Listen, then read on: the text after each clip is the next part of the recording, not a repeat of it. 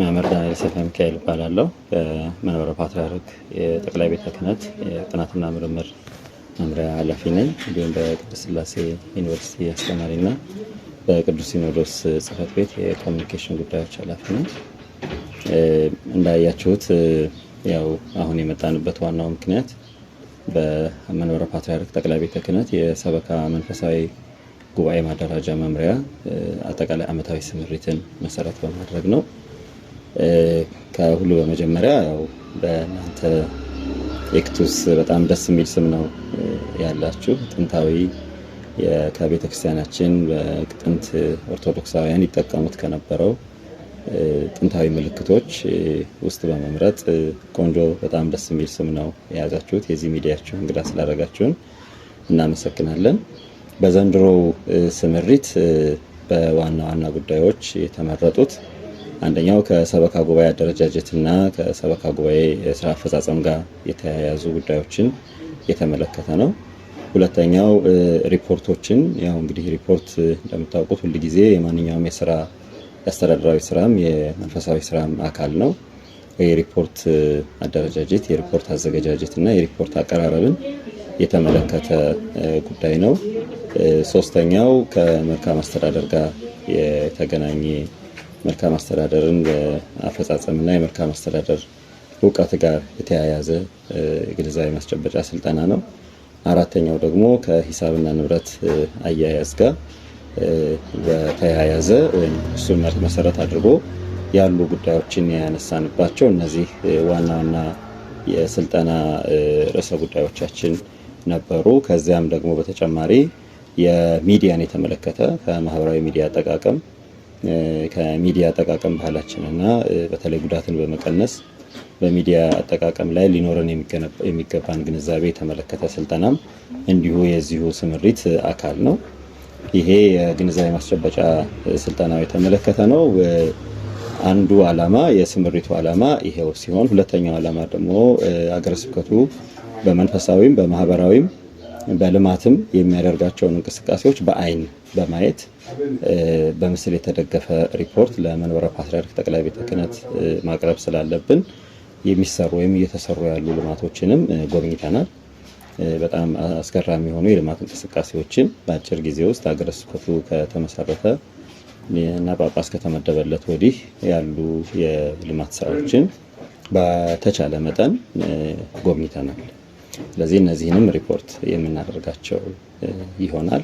ሶስተኛው ያው በሀገረ ስብከቱ ጽሕፈት ቤት በመገኘት የሀገረ ስብከቱን ጽሕፈት ቤት አስመልክቶ አደረጃጀቱን የስራ አፈጻጸሙንና የመዋቅሩን እንዴት አድርጎ እንዳስጠበቀ እሱም ደግሞ ከብፁዕነታቸውን በማነጋገር ከሀገረ ስብከቱ አሁን እንግዲህ የመጨረሻ ጊዜ ያለ ነው በሀገረ ስብከቱ ጽሕፈት ቤት ነው። እነዚህን ጉዳዮች ነው የምንፈጽመው ወይም እየፈጸምን የቆየ ነው።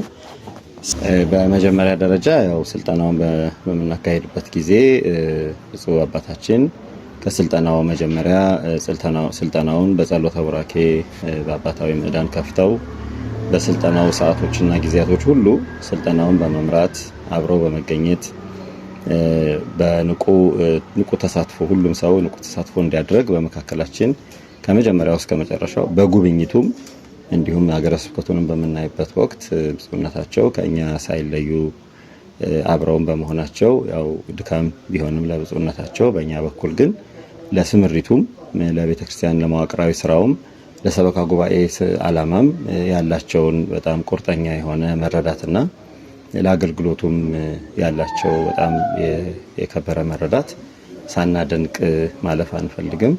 ከዚያም በተጨማሪ ደግሞ በነበሩት የስልጠና ወቅት በተሳታፊዎቹ በንቃት በመሳተፍ በነበሯቸው የጥያቄና መልስ የውይይት መርሃ ግብሮች እንዲሁ በቦታው ተገኝተው በአንዳንድ ጉዳዮች ላይ እየሰሩ ያሏቸውን ነገሮች እና የስልጠናውን ጠቀሜታ የግንዛቤ ማስጨበጫውን በጣም ወሳኝ አስፈላጊነት በመግለጽ ያደረጉት ድጋፍ በጣም ለስኬቱ ለስልጠናው መሳካት ትልቅ አስተዋጽኦ አድርጎልናል። በተሳታፊዎቹ ደረጃ አንደኛ ከሁሉም ዞኖች በሀገረ ስብከቱ ካሉት ሶስቱም ወረዳዎች እና ሁሉንም በሚወክል መንገድ ከ200 በላይ ሰልጣኝ ቀኑን ሙሉ በመከታተልም በቡድን በምድብ ውይይቶችም ውስጥ ንቁ ተሳትፎ 6 ምድብ ውይይቶች ውስጥ ንቁ ተሳትፎ በማድረግ ምንም ሰው ሳይጎድል ያሳዩት የተሳትፎ የነቃ ተሳትፎ እጅግ በጣም የሚያስመሰግን ነው። ያቀረቧቸው የምድብ ውይይቱ ሪፖርቶችም እንዲሁ ምን ያህል በንቃት እንደተሳተፉ የሚገልጹ ናቸው። በመጨረሻም እንደ አጠቃላይ ጉባኤው የተሳታፊው ለጉባኤው ያቀረበው የአቋም መግለጫም አንደኛ ለቀረቡት ርዕሰ ጉዳዮች ያላቸው ትኩረት፣ በቀረቡት ርዕሰ ጉዳዮች ላይ የተገነዘቡትን ነገር ለመፈጸም ከዚያም በላይ በእንዲህ አይነት ተመሳሳይ ስልጠናዎችን ወደ ወረዳና በአጥቢያ ደረጃ ሁሉ ሳይቀር ለመተግበር የገቡት ያስቀመጡት የአቋም መግለጫ ለስልጠናው የሰጧቸውን ግብረ መልሶች በሚገባ እንድንረዳ አድርጎናል። በአጠቃላይ በስልጠናውም በጉብኝቱም ባየናቸው ነገሮች እጅግ በጣም ተደስተናል። በእውነት በጣም የሚያስመካ ትልቅ ተስፋ የሚሰጥ በእውነት እጅግ ደግሞ አርአያና ተምሳሌት ሊሆን የሚችል ስራ ነው በሀገረ ስብከቱ የተሰራው። ከዚሁ ጋር በማያያዝ ብፁዕነታቸው በመደምደሚያው ያቀረቡት መልእክት ለእኛ በጣም ትልቅ መልእክት ነው የቀረበው። የመጣው ስልጠና ወቅቱንና ጊዜውን የጠበቀ በትክክለኛው ጊዜ የቀረበ ትክክለኛ ስልጠና ነው ብለዋል። ይሄ ማለት እንግዲህ እየሰራው በሀገረ ስብከቱ እየተከናወኑ ላሉ ነገሮች ስልጠናው ምን ያህል ድጋፍ እንዳደረገ እንድንረዳ አድርጎናል። እግዚአብሔር አምላካችን ደግሞ ለሀገረ ስብከቱ መልካም የሥራ ጊዜ እየተመኘን ብፁዕነታቸው በአባታዊ በረከታቸው ይህን ሀገረ ስብከት ወደ ላቀ ደረጃ ለማድረስና አርአያና ተምሳሌት ያለው ስራ ለመስራት የሚያደርጉትን ጥረት እግዚአብሔር ይርዳልን እንላለን። አመሰግናለሁ።